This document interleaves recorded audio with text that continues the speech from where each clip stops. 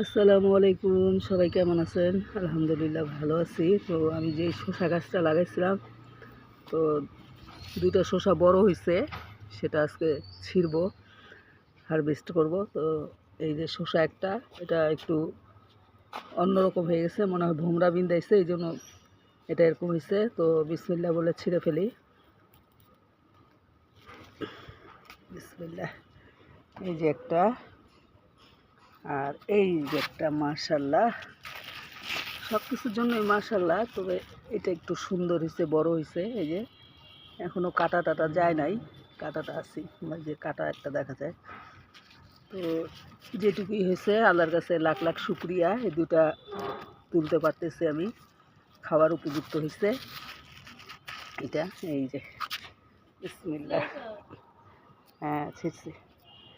এই যে, তো রোদের জন্য গাছগুলো কেমন যেন নেতায় গেছে। এই যে গাছটা এখনও হবে, আশা করি ইনশাল্লাহ হবে আরও। কিন্তু অনেক শসা আসছিল, এই দুইটাই টিকছে। এই দুইটা আমি একটু পরাগায়ন করে দিছিলাম, তো এটার জন্যই আছে নাকি আল্লাহ জানে, জানি না, বলতে পারি না।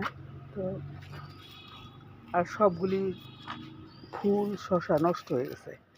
অনেক ফুল আসছিল, অনেক শসা হয়েছিল, কিন্তু এখন এই দুইটাই তুললাম। তো যাক, আল্লাহর কাছে শুক্রিয়া, আলহামদুলিল্লাহ, দুইটা শসা পাইছি। এই যে, মানে আমি নিজে হাতে তুলতে পারে খুব খুশি আমি আর কি। মানে আমার অনেক শখ, গাছ লাগাবো, গাছে ফল হবে, এরকম আর কি ইচ্ছা ছিল। তো এই দুইটা তুললাম।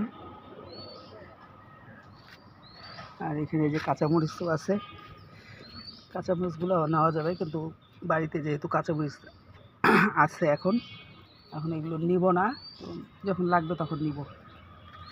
আর এই যে বেগুন, বেগুন মাশাআল্লাহ অনেক হয়, আমরা দু একদিন পর পরে বেগুন নেই, বেগুনও মাশাআল্লাহ অনেক হয়।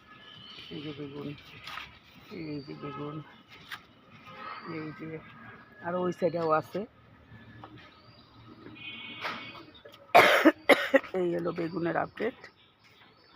তো সবাই দোয়া করবেন, ছিড়িস না, সবাই দোয়া করবেন, ভালো থাকেন, সুস্থ থাকেন, আল্লাহ হাফেজ।